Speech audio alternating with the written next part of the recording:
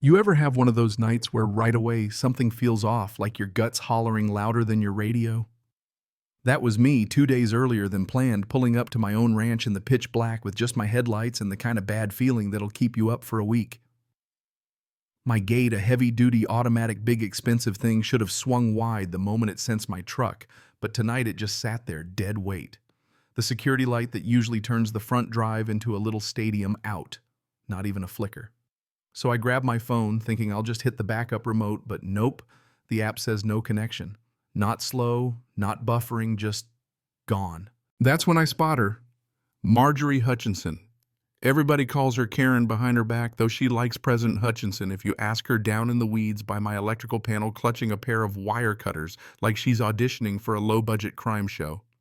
My headlights sweep over her and swear to God she pops up like a raccoon caught in the trash phone already in hand, voice going full banshee as she dials 911. Yes, police, there's a man trespassing on private property. He's threatening me. Please hurry. And she's pointing at me on my own land like I'm some drifter she found loitering by the mailbox. Let me back up a sec, because if you'd told me 6 months ago I'd be dealing with this level of nonsense, I'd have called you crazy. I bought this place 20 acres of pure peace in Willow County, thinking it'd be my little escape hatch from city life. Sure, the listing said Cedar Ridge Estates HOA, but I figured that meant someone plows the road in winter and makes sure the mailboxes don't fall over.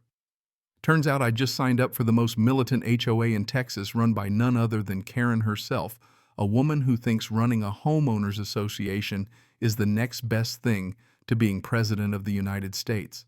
From the moment I moved in, she made it her mission to welcome me, which in her mind means burying me in violation notices. First it was the barn wrong shade of red, then my grass too long by I kid you not a quarter-inch. Next it was the chickens. I got 3, all named all sweet as pie, but apparently that's unauthorized livestock. She'd cruise by every day, sometimes twice, snapping photos of my fence, my truck, my mail, anything she could nitpick. I installed a classic ranch fence. She said it didn't match community standards. I parked my work truck in my own driveway. Suddenly that's a problem.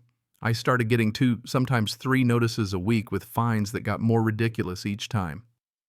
The straw that broke the camel's back, she demanded. I removed my solar panels because they were, in her words, reflecting light in a disturbing manner. I finally said, fine, 2 can play this game, and I put up security cameras. Fast forward a bit. 3 days ago I get a call from my sister, car accident in Dallas. Nothing life-threatening, but she needed me. So I leave in a hurry, expecting to be gone a week. The first night I'm away, I check my security app like I always do. Something's weird. Cameras are dropping in and out, and that system's always rock solid. By the second night, I'm getting random alerts about power surges. That's when my neighbor Tom texts, says he saw somebody messing around my utility boxes. Now, Tom's one of those guys who notices everything, so when he says something's wrong, you better believe it. That's when I know Karen's up to something. I get my sister squared away, and I drive through the night, not even stopping for gas until the tank's dry. So here I am, just rolled up Karen in the spotlight, wire cutters in hand, shrieking about trespassers. She's laying it on thick, calling me aggressive, dangerous, whatever she thinks will get a quicker response, but I keep my cool.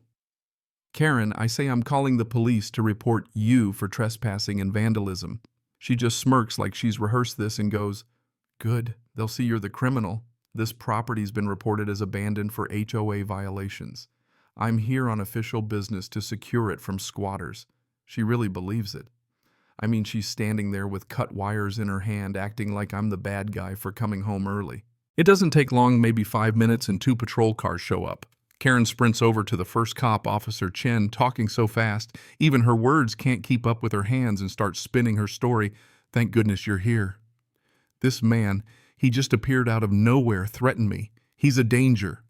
Meanwhile, Officer Williams, Chen's partner, comes over to me and asks for my side. I lay it out plain and calm. I'm Michael Torres. This is my property. I've been gone for 2 days because of a family emergency, and I come home to find her cutting my power lines. I've got security footage. Now Karen's face, she goes red, then white, then sort of green like a bad fireworks show. She starts waving a folder around trying to look official. He's been violating HOA rules for months. She hands over the folder, but Officer Chen just raises an eyebrow. These are just printed out violation notices, not some legal pass to break and enter. Karen isn't done. She launches into a rant about subsection 12.4.4 of the bylaws emergency powers, persistent non-compliance, you name it. She quotes it. The officers exchange this look like, yup, seen this type before, but they let her talk herself right into a corner. Officer Williams asks for my footage, so I pull up the app and start showing him what the cameras caught, even with the connection hiccups. First clip, Karen's silver sedan pulling up at 3 p.m., then her with bolt cutters at my gate lock, then her moving systematically through every electrical box, cutting wires, flipping breakers, even jamming a screwdriver into my internet cable. There's a clear shot of her doing it too. Then as the finale, there's her trying to pry open my barn right before my headlights hit, and she scurries back to the panel. Officer Chen, watching all this, turns to Karen, dead serious. Ma'am, can you explain why you're shown cutting this man's power lines? Suddenly, the confidence just melts off her. She stammers, tries to spin it, says, the HOA has authority, then stops cold, realizing they aren't buying it. She tries to claim she thought the place was abandoned, that she was protecting the neighborhood, but Officer Williams isn't letting it slide. Did you call us about this suspicious activity before taking matters into your own hands? She doesn't answer. And you called 911 saying Mr. Torres was threatening you when you were actually trespassing. Silence. Then Officer Chen steps forward. Marjorie Hutchinson, you're under arrest for criminal trespass, vandalism, and filing a false police report. I wish you could have seen it. 1 minute she's top dog, next minute she's babbling, bargaining, then losing it entirely. You don't understand. I'm the HOA president. I have a responsibility. Even as she's being cuffed and led to the patrol car, she's shouting over her shoulder, your grass is still too long, and those solar panels, Section 8, you have to laugh. Officer Williams just shakes his head, tells me I'll need to come down to the station, get repair estimates, and maybe think about a restraining order. As they drive away, Karen still hollering through the cop car window. I look over the mess, power lines cut, internet cables slashed, gate lock busted, and who knows what else I'd find when the sun came up. All of it because Karen thought the HOA made her queen of the county. If it hadn't been for those cameras, it'd be her word against mine, and I know she'd spent weeks getting her story straight. But you know what they say, never underestimate someone's ability to dig their own grave, especially when they're holding a shovel and a folder full of nonsense. 3 weeks later, I'm in court, sitting across from her as the judge reads the charges: criminal trespass, vandalism over $5,000, in damage, filing a false police report. Her lawyer tries to spin it, says she was acting in good faith as HOA president. The judge isn't having any of it. Mrs. Hutchinson, he says, being HOA president does not give you the right to destroy private property or act as law enforcement. Your actions were criminal, plain and simple.